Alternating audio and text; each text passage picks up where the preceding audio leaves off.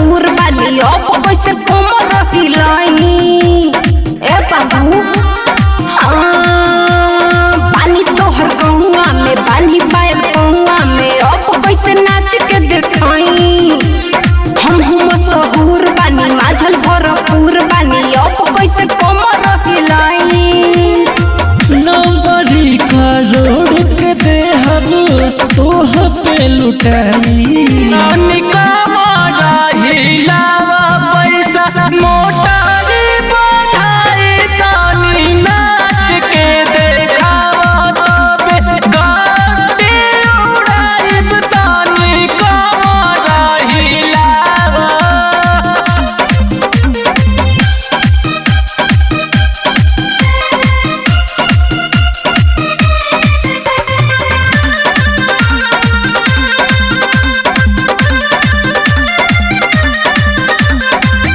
नाच खाती आइल बारू तू बंगाल से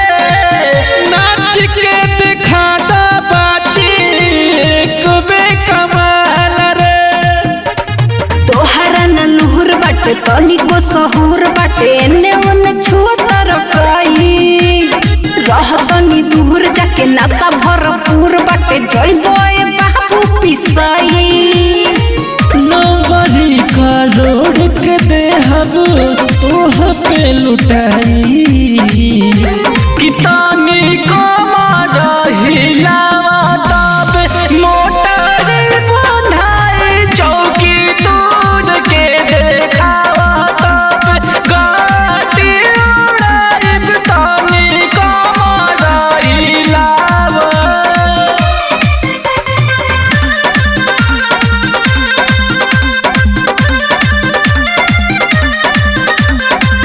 लागल समियाना में बा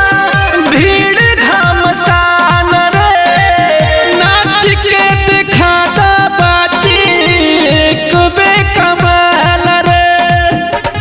बॉडी भी जोहर बाटे चौकी कमजोर बाटे चोर चोर बाजी बुझाई बानी मजबूर बाबूर जाई धूल जब कमर से कमर सटाई सोनू के बात पूछा मजा आज आई